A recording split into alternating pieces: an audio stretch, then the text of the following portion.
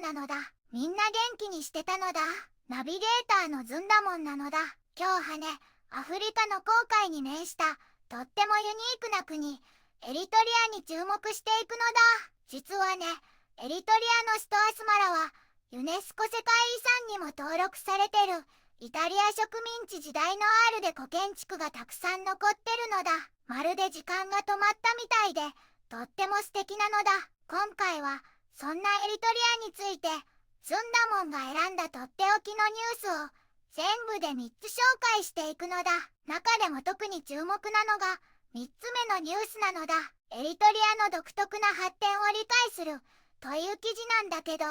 エリトリアって SDGs とか国際基準だけで語られがちだけど、そうじゃないのだ。独立前からずっと社会正義や平等、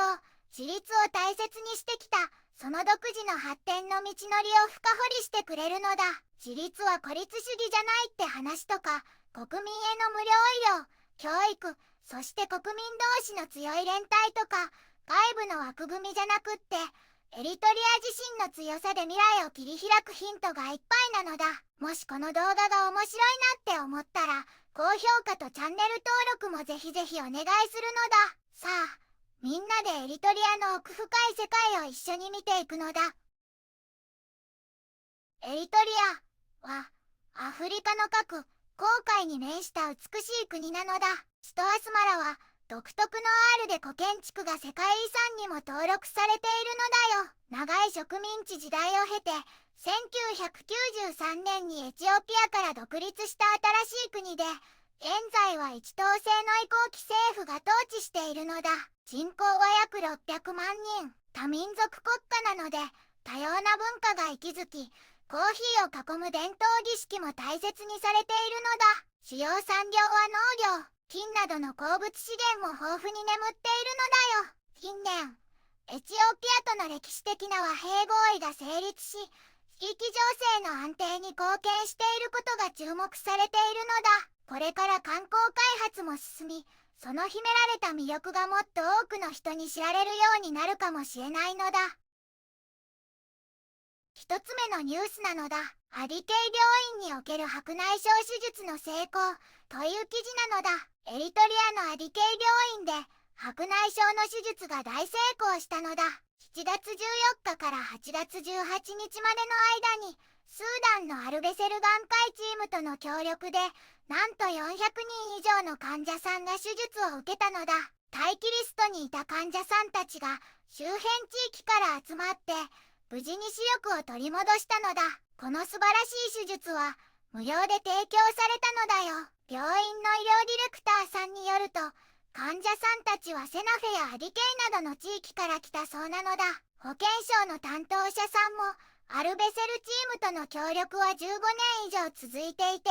経験を共有する上でとても大切だと話しているのだ。過去にもデケムハレやマッサワなどで1万2000人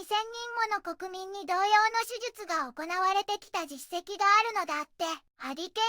病院のスタッフさんも手術が無料だったことを強調しているのだ。みんなの努力で多くの人の目が開かれたとても喜ばしい出来事なのだ。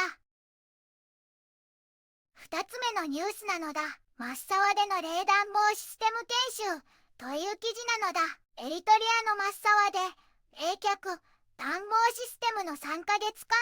訓練が無事終了したのだ。労働者職業訓練センターが水、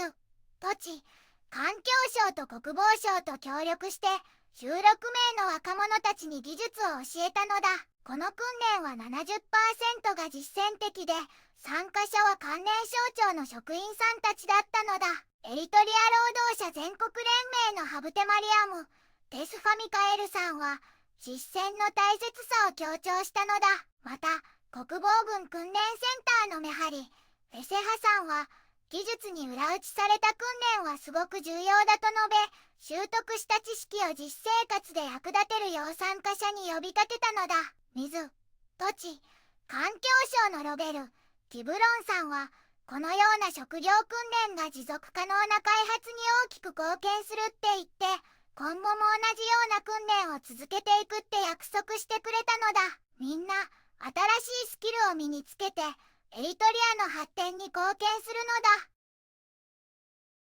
3つ目のニュースなのだ。エリトリアの独特な発展を理解するという記事なのだ。エリトリアの開発ビジョンは SDGs などの国際基準だけで語られがちだけど、そうじゃないのだ。1991年の独立よりもずっと前から社会正義や平等、自立といった独自の原則を国家の基盤にしてきたのだ。自立は孤立主義と誤解されやすいけど、そうじゃないのだ。真に公平で国家の優先事項を補完する国際パートナーシップは歓迎するのだ。ただ、依存を生む援助は拒否して投資や貿易を重視するのだ。国民には無料の医療や教育を提供して社会的弱者も支えるのだ。これは開発途上国としては異例で、公平性を何よりも重んじている証拠なのだ。さらに国民同士の連帯や相互支援の精神もとっても強いのだ。信仰や伝統に根ざしていて、困っている人を助けるのはみんなの道徳的な責任だと考えているのだ。外部からの援助に過度に頼らず、国内の能力を育むこのアプローチは、国際的な援助が減ってもエリトリアを揺るがせない強さになっているのだ。外部の枠組みだけで判断するんじゃなくて、エリトリアの歴史に根ざした回復力ある独自の発展の道筋を理解することが大切ってことなのだ。エリトリアは美しいアールで古建築や豊かな文化に加え、自立と社会正義を重んじる独自の発展を遂げている国なのだ。白内障手術で視力を取り戻したり、冷暖房システムの技術を習得したりと、国民一人一人の努力が実を結んでいるのだね。これからのさらなる発展が本当に楽しみなのだ。ぜひ注目してほしいのだ。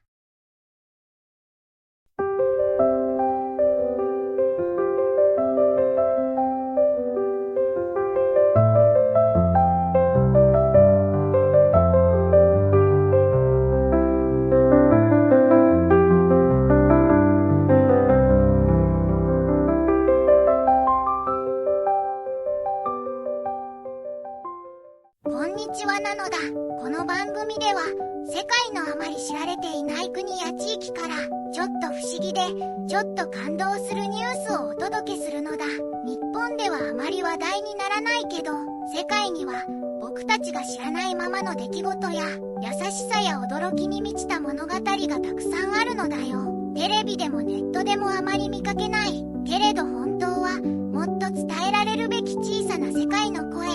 そんな声を僕と一緒に見つけに行くのだ。さあ、一緒に知られざる世界の旅を始めるのだ。